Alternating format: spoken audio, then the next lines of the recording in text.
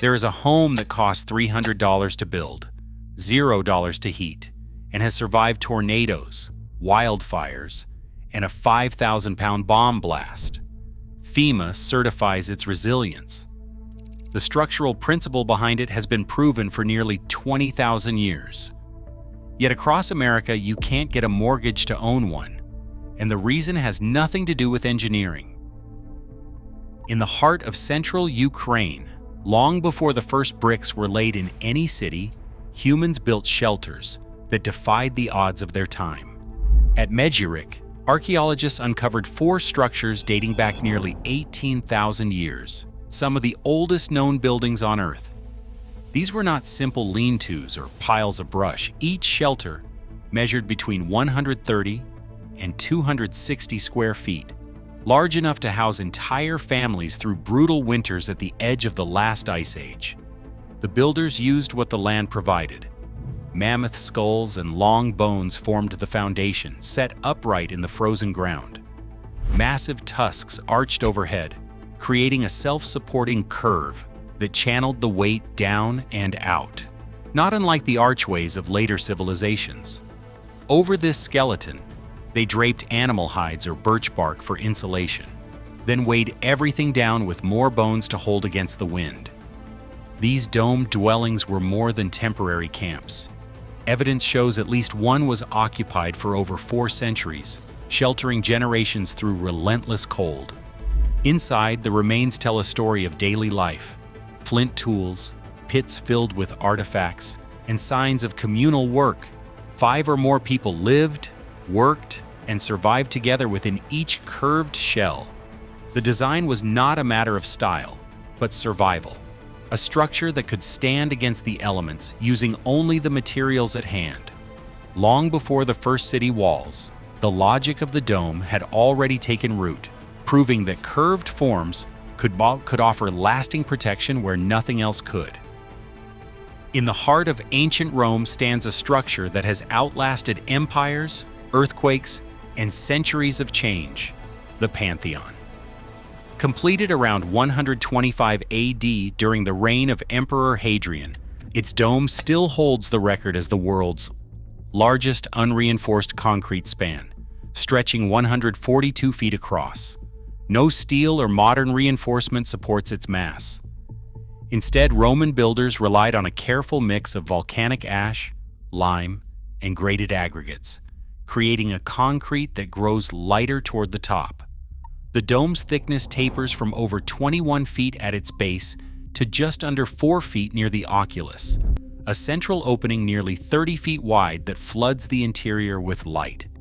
For nearly 1,900 years, the Pantheon has endured floods, invasions, and the constant tremors of a restless Earth.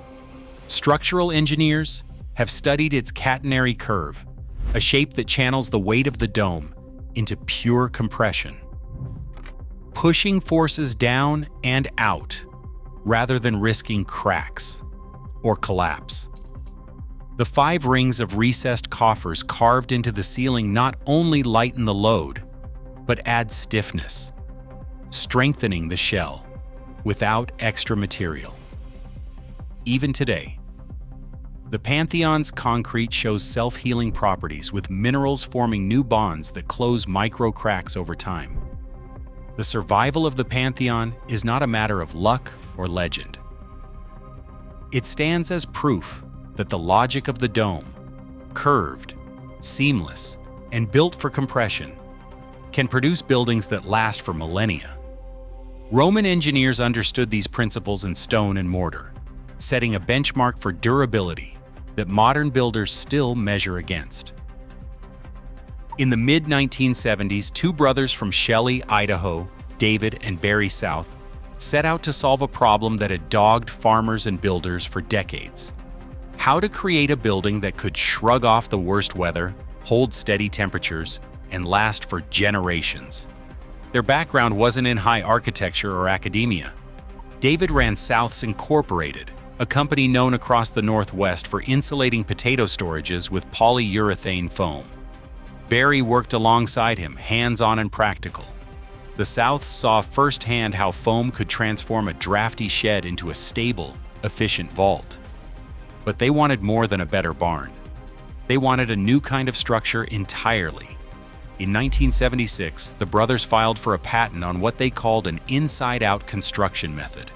Instead of building walls and roof the old way, they would start with an inflatable form, an air form, anchored to a concrete footing. The process began with a blower, inflating the form into a smooth, curved shell. Then, working from the inside, they sprayed a layer of urethane foam against the air form, creating both insulation and a base for reinforcement. Over that, they attached welded wire mesh. And finally, they sprayed shotcrete, concrete applied at high velocity until the shell was several inches thick. The result was a seamless, monolithic dome, strong enough to resist wind, fire, and time itself. Their first full-scale prototype went up in Shelley in April 1976, a 105-foot diameter, 35-foot tall dome designed for potato storage. It was built using a zipper-sealed air form, a drawstring tie-down, and just 2 inches of air pressure to hold the form steady. Patent number US, Patent 4155967, was awarded in 1979, securing their claim to a process that would soon be tested by more than just Idaho winters. David and Barry's invention wasn't just a technical breakthrough, it was a leap of faith, born from the conviction that buildings could be both simple and nearly indestructible. 5 steps define the monolithic dome build, each one a departure from conventional framing. It starts with a circular concrete ring beam poured directly onto a prepared foundation. This ring anchors the structure and distributes loads evenly, eliminating weak corners found in box-shaped buildings. Next comes the air form, a tough, flexible fabric shaped to the desired dome profile.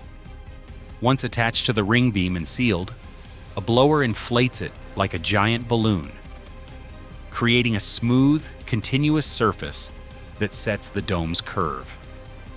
With the air form pressurized, workers move inside to spray 2 to 3 inches of closed-cell polyurethane foam directly onto its interior. This foam locks in the air form's shape and forms a seamless layer of insulation, typically rated at R20 or higher. The foam's placement on the outside of the future concrete wall means the heavy shell will act as thermal mass, buffering temperature swings so effectively that interior fluctuations rarely exceed 5 degrees Fahrenheit, even in extreme weather. Next, a grid of steel rebar is installed, suspended from the foam using custom hangers or mesh. This reinforcement forms a cage that resists tension and holds the coming concrete in place, matching the dome's curve precisely. Finally, shotcrete, concrete sprayed at high velocity, is applied in layers over the rebar, building up a shell several inches thick.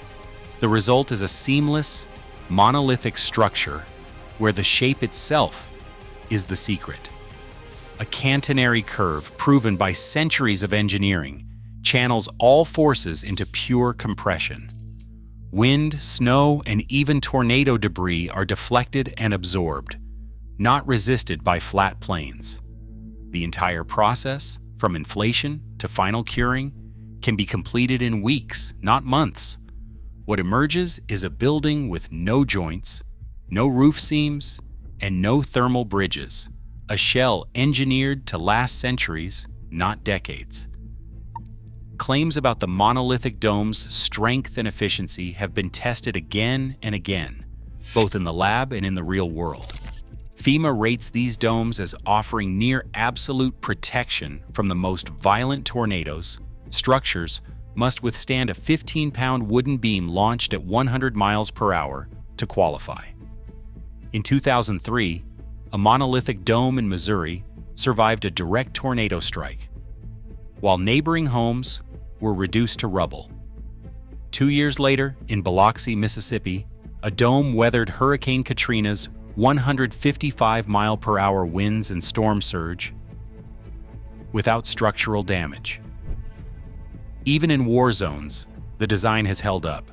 A dome in Iraq reportedly remained standing after a 5,000-pound bomb detonation nearby.